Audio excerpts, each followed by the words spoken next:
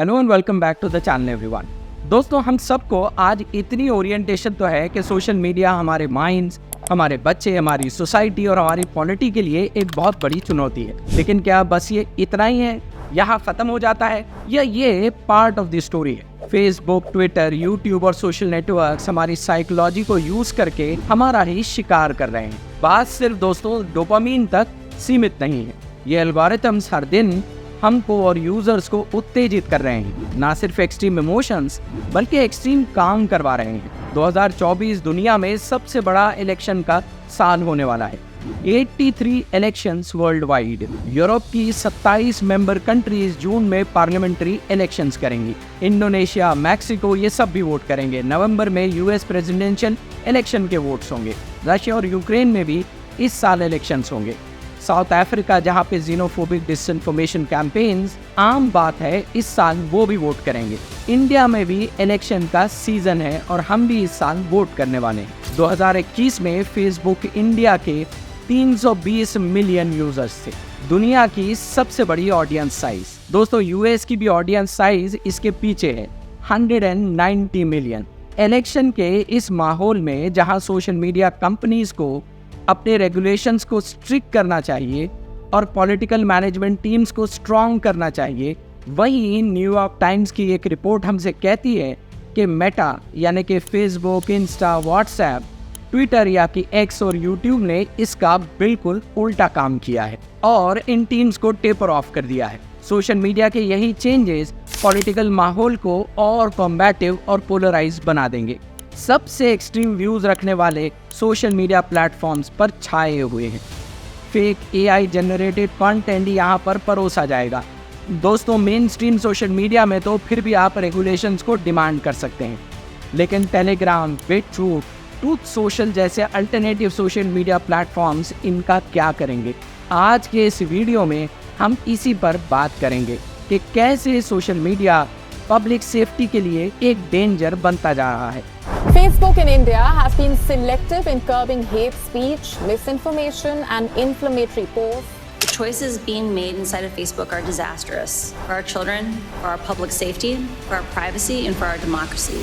सबसे पहले हम बात शुरू करेंगे पोलराइजेशन या ध्रुवीकरण से। ट्विटर को लें तो 73% पॉलिटिकल ट्वीट्स ट्विटर के सिर्फ 6% लोग करते हैं। दोस्तों, ये लोग एक्सट्रीम पोलराइज लोगों में से हैं और इनकी वजह से पूरी रियलिटी पोलराइज नजर आने लगती है। सोशल मीडिया और रियलिटी के बीच का ये गैप इसी वजह से बढ़ता जा रहा है। चंद लोग बहुत सारी पोस्ट करते हैं और ऐसा लगता है कि पूरा एटमॉस्फेयर और पूरी सोसाइटी पोलराइज हो चुकी है। प्यू की एक रीसेंट रिपोर्ट ने बताया कि अमेरिका में मॉडरेट सोच रखने वाले पॉलिटिशियंस और रिपब्लिकन्स राइट विंगर होते हैं, लेकिन इनमें भी जो मॉडरेट सोच रखने वाले हैं, पॉलिटिक्स को लेकर सोशल मीडिया पर कुछ लिखते ही नहीं है। इसीलिए पोलराइजेशन और ज्यादा नजर आता है। दोस्तों, एक नेशन डीपली डिवाइडेड नजर आता है। दोस्तों, एक्सट्रीम कंटेंट शेयर करने वालों को एल्गोरिथम रिवॉर्ड कर रहा है। वो खुश है ये देखकर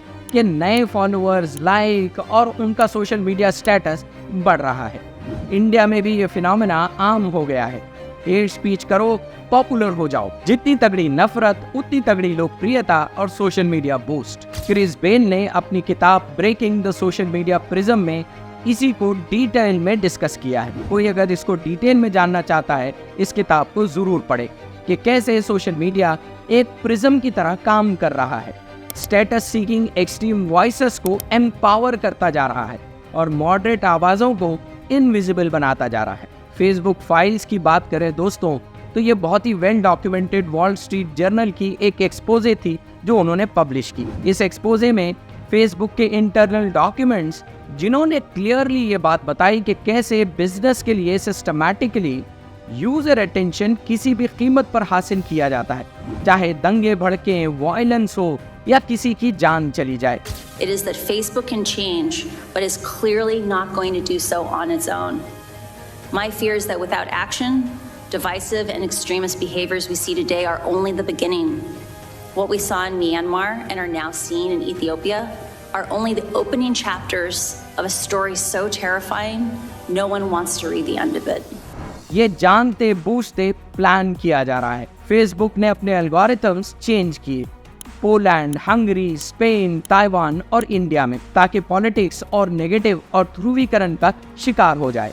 इलेक्शंस का सीजन इनके लिए एक लॉटरी का काम करता है। ये इतना पावरफुल है कि मेन स्ट्रीम न्यूज़ पब्लिशर्स का इसने पूरा बिहेवियर ही बदल दिया है। ब्राइटबार्ट, बज़फीड ने यही बात कंक्लूड की है, जितनी नफरत पेलोगे उतना अटेंशन आपकी पोस्ट को मिलेगा। लंबी चौड़ी गालियां बको, हेट उगलो, सोशल मीडिया आपको रिवॉर्ड करेगा और फूल बरसाएगा। ज्यादा लाइक्स मिलेंगे, सब्सक्राइबर्स मिलेंगे। दोस्तों, सोशल मीडिया के ये फीडबैक लूप्स यूजर्स को और रैडिकल कंटेंट की तरफ धकेलते जा रहे हैं और ये एक चिंता का विषय है। इसके साथ ही जुड़ी है मोनोपोली, जो चीजों को और बिगाड़ रही है। अमेज़न की मोनोपोली है ऑनलाइन शॉपिंग के लिए, गूगल की मोनोपोली है सर्च इंजन के लिए, यूट्यूब वीडियो के लिए, फेसबुक सोशल इंटरैक्शन के लिए। अब ये मोनोपोलीज पॉलिटिकल पार्टीज की भी मजबूरी बन चुकी है। मतलब आपको अपने वोटर्स तक पहुंचना है तो इन प्लेटफॉर्म्स का इस्तेमाल करना ही पड़ेगा, और करेंगे तो पोलराइज कंटेंट ही आपको पुश और रीच देगा। एक ट्रैप जिसमें पूरा पॉलिटिकल इकोसिस्टम फंस चुका है, और इसके डीप रूट्स में साइंस के कुछ इंपॉर्टेंट एक्सपेरिमेंट्स हैं जिनके बारे में आप जाने तो आपका दिमाग घूम जाए। सिर्फ एक ही एक्सपेरिमेंट आपसे शेयर करते हैं, स्टोरी ऑफ द फॉक्सेस। 1950 में लोमड़ियों पर किया गया एक एक्सपेरिमेंट। सोवियत यूनियन में एक जेनेटिसिस्ट थी, लुडमिला टर्ड। उनकी स्टडी थी जंगली जानवर को पालतू कैसे बनाया जा सकता है, इसको लेकर। क्या इसका कोई जेनेटिक बेसिस है, डोमेस्टिकेटिंग या टेमिंग? इस स्टडी को कंप्लीट होने में पूरे 50 साल लगे। साइबेरिया के एक फार्म को चुना गया जहां जंगली फॉक्सेस से लोमड़ियों को ब्रीड किया जाने लगा।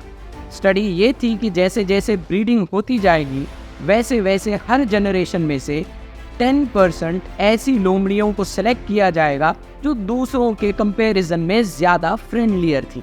फिर इन्हीं को ब्रीड करके एक नई जनरेशन लाई जाएगी, दूसरों को एक्सक्लूड कर लिया जाएगा।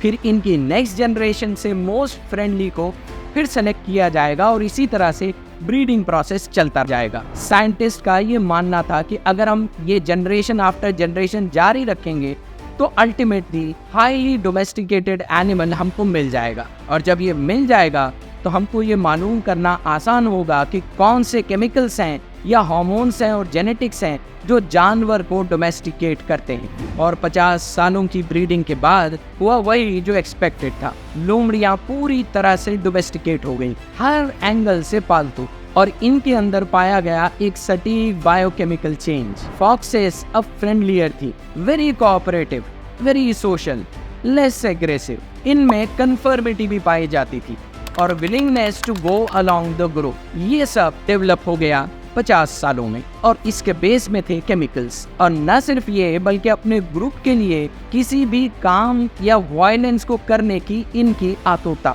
किसी भी ऐसे जानवर के अगेंस्ट जिसको ग्रुप पसंद नहीं करता है, उनको अटैक करना इनके नेचर का हिस्सा बन गया। रिचर्ड रैंगम इसको प्रोवोकेटिव कोअलिशन एग्रेशन कहते हैं। फैंसी सा वर्ड है, मगर हिंदी में समझें तो भीड़ तंत्र या मॉब मेंटालिटी। दोस्तों, ये स्टडी इस सेंचुरी की सबसे इंपॉर्टेंट स्टडी थी, जिसने सिखाया कि लोगों को डोमेस्टिकेट कैसे किया जा सकता है और फिर उनमें मॉब मेंटालिटी कैसे डेवलप की जा सकती है। फिलोसोफर अर्नस्ट गेलर इसी को टिरेनी ऑफ कजिन्स कहते हैं। मॉरल आउटरेज इस बिहेवियर का ट्रिगर है, और इसी का इस्तेमाल कर रही हैं सोशल मीडिया की बड़ी बड़ी कंपनीज। रिसर्च से सटीक केमिकल और हार्मोनल कॉम्बिनेशन ढूंढ निकाले गए हैं जो ये केमिकल चेंजेस और मॉब मेंटालिटी को ट्रिगर कर रहे हैं, ताकि आउटरेज हो और प्लेटफॉर्म को इंगेजमेंट मिले। लोग अपना गुस्सा और भड़ास कमेंट सेक्शन में निकालते जाएं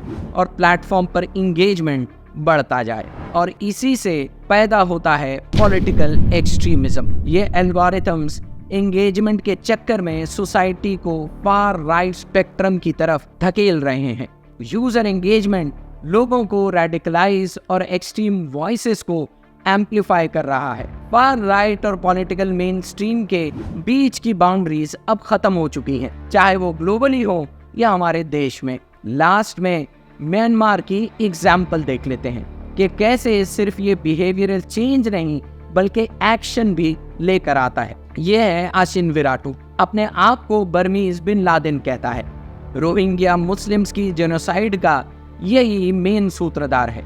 रोहिंग्यास को लेकर सारे hate campaign, disinformation, fake news, ये सारा का सारा फेसबुक के थ्रू सिस्टमैटिक प्रोपेगेंडा के तौर पर चलता रहा। ऐसे एल्गोरिथम्स जो लोगों को भड़काएं, नफरत फैलाएं और अपने प्लेटफॉर्म से जोड़े रखें ताकि वो एड्स बेच सके और पैसा कमा सकें। ये म्यांमार में 5 सालों तक सिस्टमैटिकली चलता रहा। इसी टाइम में जर्नलिस्ट और रिसर्चर एला कैलन म्यांमार में हेट स्पीच ऑनलाइन पर रिसर्च कर रही थी। वो इस पैटर्न को देखकर इतनी चिंतित हो गई और परेशान हुई कि वो प्लेन पकड़कर सीधा सिलिकॉन वैली फेसबुक के हेडक्वार्टर्स पहुंच जाती हैं ताकि इस सिचुएशन के बारे में फेसबुक ऑफिशियल्स को अलर्ट करें। उन ऑफिशियल्स को वो सारी स्टोरी बताती है कि देखिए ये बहुत ही डेंजरस है, ये पूरी कंट्री को डिस्टेबलाइज कर देगा, ये जेनोसाइड की लेवल तक पहुंच चुका है। The country I'm talking about is Myanmar, formerly Burma, in Southeast Asia.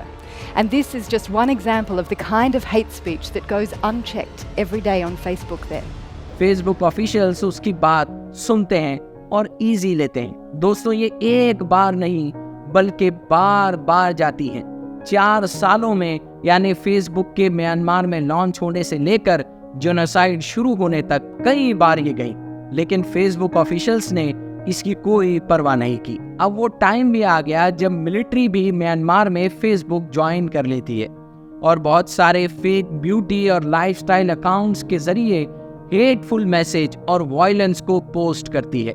David मैडन, जिन्होंने एक टेक स्टार्टअप शुरू किया था, वो अमेरिका जाते हैं ताकि म्यांमार की बिगड़ती हुई हालत और रोहिंग्यास के जेनोसाइड को लेकर अलार्म कर सके। ये दूसरी बार था जब वो फेसबुक को वार्न कर रहे थे, पर सैडली उन्हें इग्नोर कर दिया जाता है। अल्टीमेटली दोस्तों ये ऐसा जेनोसाइड हुआ जिसके रूट में सोशल मीडिया हेट ने एक इम्पॉर्टेंट रोल प्ले किया। यूनाइटेड नेशंस ने जेनोसाइड के बारे में कहा a text book example of ethnic cleansing, or seems a textbook example of ethnic cleansing.